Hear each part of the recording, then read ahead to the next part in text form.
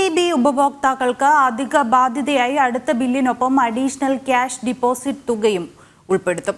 വേനൽക്കാലത്ത് വൈദ്യുതി ഉപഭോഗം ഗണ്യമായി വർദ്ധിച്ചതിനാൽ 90% ഉപഭോക്താക്കളും ഇത്തവണ ACD നൽകേണ്ടി വരും.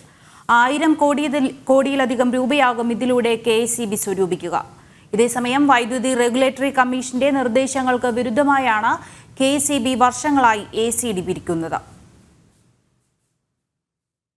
സ്കൂൾ തുറപ്പും മഴക്കെടുതിയും മൂലം സാമ്പത്തികമായി ബുദ്ധിമുട്ടിലായ കുടുംബങ്ങൾക്ക് കനത്ത തിരിച്ചടിയാകും വരാൻ പോകുന്ന KEC ബിൽ എന്നതിൽ സംശയമില്ല. കഴിഞ്ഞ ജനുവരി മുതൽ മെയ് മാസം വരെയുള്ള വൈദ്യുതി ഉപയോഗം 90% ഉപയോക്താക്കളിലും ഗണ്യമായി വർദ്ധിച്ചിരുന്നു. കഴിഞ്ഞ സാമ്പത്തിക വർഷത്തെ ആകെ വൈദ്യുതി ചാർജിൽ നിന്നും പ്രതിമാസ ശരാശരി തുക കണക്കാക്കി അതിന്റെ 3 ഇരട്ടി തുകയാണ് ഡെപ്പോസിറ്റായി ഉപയോക്താക്കൾ KEC നൽകേണ്ടത്.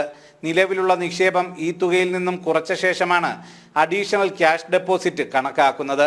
വൈദ്യുതി ചാർജ് വർദ്ധിച്ചതിന് പിന്നാലെ ഉപഭോഗവും കൂടിയതോടെ ഇക്കുറി ഉപഭോക്താക്കൾക്ക് കനത്ത ബില്ലാകും ഉണ്ടാകുക. ഇതേസമയം വൈദ്യുതി റെഗുലേറ്ററി കമ്മീഷന്റെ നിർദ്ദേശങ്ങൾ അപ്പാടെ അട്ടിമറിച്ചാണ് വൈദ്യുതി ബോർഡ് ACD മുൻവർഷങ്ങളിൽ ഈടാക്കിയിരുന്നത്. ഉപയോക്താക്കൾക്ക് മനസ്സിലാകുന്ന രീതിയിൽ മലയാളത്തിൽ 1 മാസം മുൻകൂട്ടി നോട്ടീസ് നൽകി വേണം ACD പിരിക്കാനെന്നാണ് റെഗുലേറ്ററി കമ്മീഷന്റെ നിർദ്ദേശം. ഏപ്രിൽ മെയ് മാസങ്ങളിലാകണം നോട്ടീസ് നൽകേണ്ടത്. നിലവിൽ ബോർഡിൽ അടച്ചിട്ടുള്ള ഡെപ്പോസിറ്റും കഴിഞ്ഞ 1 വർഷത്തെ ഉപയോഗത്തെ അടിസ്ഥാനമാക്കി കണക്കാക്കുന്ന ഡെപ്പോസിറ്റ് തുകയും ACDയായി നൽകേണ്ട തുകയും നോട്ടീസിൽ വ്യക്തമാക്കിയിരിക്കണം.